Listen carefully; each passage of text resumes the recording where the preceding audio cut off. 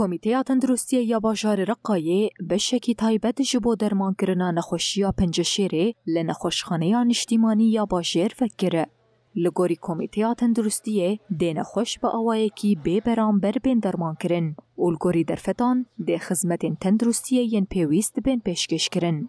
آرمان جاوکرنا نخوشخانه او کوره لپیشیا چوینا جبو هرمین دور بگرتن و باره نخوشان و مالباتن وان سفکتر ببا. كادر طبي مع إداري 24 شخص. ده نخوشخانه با آوائکی بی برانبر خدمت تندرستی پیشکش بکه. ده نخوشخانه دا تواهی تیم تندرستی ین پسپور جهد گرن. هر وها ده تواهی جوره ین پشکینینانشی ین کل گلمتین پیدا کرن با آوائکی بی برانبر ورن پیشکش کرن. نخوشخانه ده 24 دمجمیران لپیشیا نخوشان بکری به. اگر دمین پیش دا علیکاریش بو موارن پیشکش کرن امین خوشخانه یا خواه برفرهتر بکن و بشین جدا لیزیده بکن.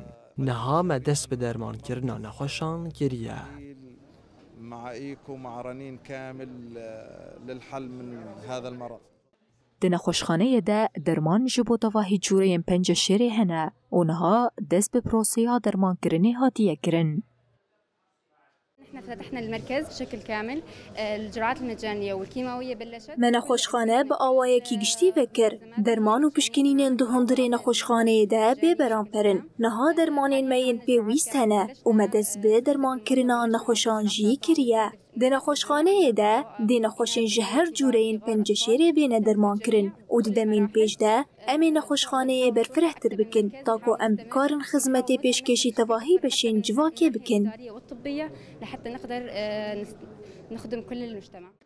دسته تندرستی یاری و بریا خسر آباکور و روشلاتی سوریه لگوری درفتن خواه هول ده سکتورا تندرستی گش بکه و با آوائه کی بردوام لهرمین جدا ناوندین تندرستی و دکه.